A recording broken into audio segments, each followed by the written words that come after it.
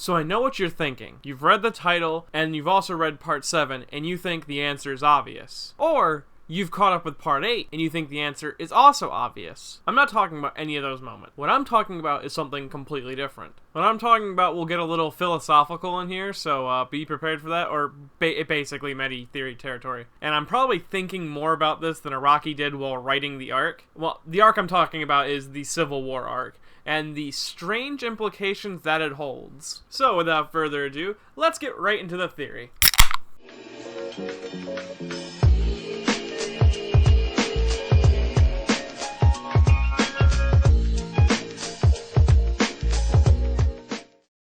During the fight with Axl Rowe, we learn that he can manifest objects or people that a target holds guilt towards. This can be as mundane as leaving behind a perfectly cooked chicken and feeling guilty that you didn't finish it, or as serious as your dead brother that you sacrificed to a grizzly bear coming back to haunt you. Though we aren't focusing specifically on this, it is important for later. What we are focusing on is after Johnny kills Axl Rowe. Not only does Johnny kill him, but he takes on all of Axl Rowe's guilt. All the guilt that he had from the ghosts of villagers from the place he let die while he was on guard duty. It is also important we talk about what happens to Axl Rowe as well. When Axl Rowe dies, he leaves behind his corpse.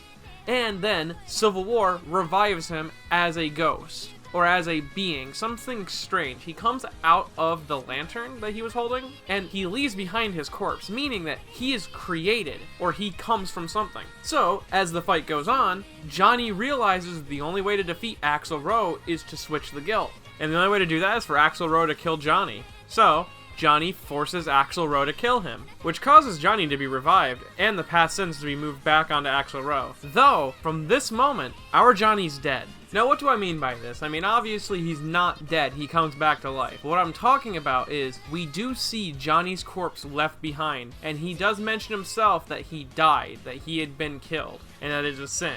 This is where we call into question the idea or the sense of oneself. Johnny, the one we have been following throughout this journey, the cripple who touches the ball and gains the ability to walk for about a second, all of his actions, memories of his journey so far has been passed on to this new Johnny, effectively creating the perfect copy. And the only way for this Johnny to be our Johnny is for his consciousness and his sense of self to be cut and pasted into the new body, which isn't really addressed. Or is it? But before we actually get into that, let me explain what I mean by cut and paste.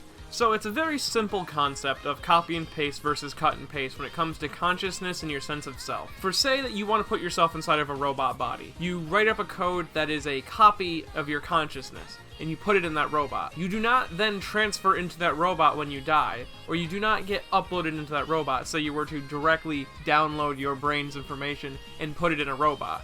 Unless it is directly cut and pasted, specifically removing it from one thing and putting it in another, then it is not you. You do not move into that new body, which is the concept that we're dealing with right now. Now I need to look at Civil War's actual ability. Civil War's primary objective, its primary ability, is to manifest objects, or to create objects or people that the target feels guilt towards. By this definition, the Johnny that was created in the Civil War arc after the Johnny we've been following this entire time got stabbed in the neck and died, is a creation. He's something new. He's a brand new being with all the memories and all the events of the past dead body Johnny in him. He isn't our Johnny that we've been following through this story, and he doesn't even know. This is actually a very interesting concept, usually covered by sci-fi tales. I mean, if you really want to know more about this, you can look up things like Soma, or look up anything on the Transporter in Star Trek and see how it's actually just like a giant suicide booth. If you want to get even deeper into this, a lot of philosophers like to juggle with the idea of it, because it's a possibility that when we fall asleep at night, that we don't wake up, but a being who believes that they are wakes up. And the worst part about it is we can never actually know. And if you think Johnny's alive, or if you have a reason why Johnny would be still alive, feel free to leave it in the comment section below. And if you like this video, don't forget to give it a like. And remember, sleep well, and have a lovely day.